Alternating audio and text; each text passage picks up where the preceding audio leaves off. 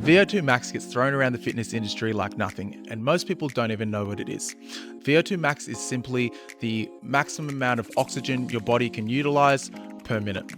And why this is important? Because it dictates the intensity that we use for our workouts.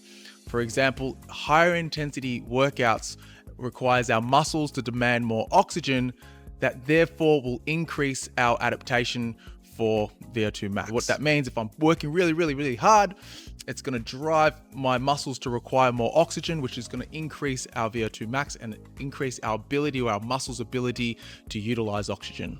If it's lower intensity, then our muscles don't require as much oxygen, therefore we're not actually increasing our VO2 max as much.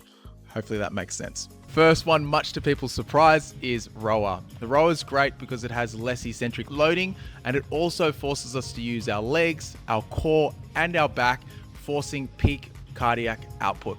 Another S class is 30-second sprints on the assault bike, because at about 3 to 4 rounds, you can really reach that peak cardiac output and really toast yourself, and of course, demanding more oxygen to your tissues. Jump rope double unders. This is great because it forces us to be able to also work on our jump as well. But in saying that, 40 seconds of this can really get our heart rate up, which is what we want to try and peak that VO2 max. This is a tough one, but in tier B, I would have to put swimming.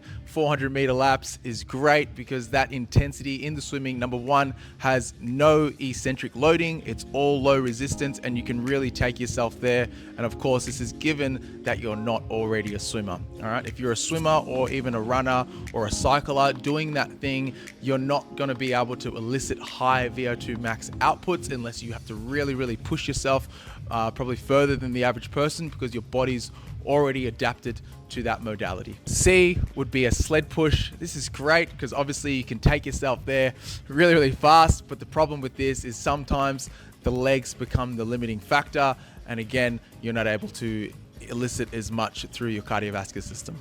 D would be incline walking. This is great because it does get your heart rate up. It is low impact. You can do this nearly every day and not cook yourself. Problem is, it is really hard to get your heart rate to peak velocities, or not velocities, to peak outputs, therefore not eliciting as much stimulus to your VO2 max as we want. Running intervals could be your E class. This is great because it can improve your lactate threshold. It can get your heart rate up really high.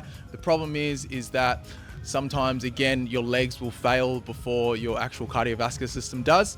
And it also provides a great deal of eccentric loading that your body has to recover from. So you can't do this too many times. So fatigue and injury rate does rise higher than the other modalities. And the last one would be resistance training. We love doing it and we love getting jacked. Again, it doesn't provide as much stimulus to VO2 max. However, supersetting, giant setting, doing high repetitions and doing them in combination can provide us a great cardiovascular stimulus.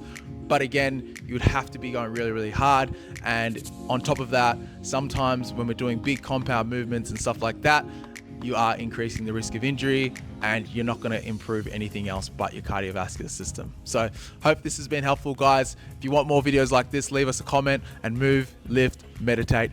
Peace out.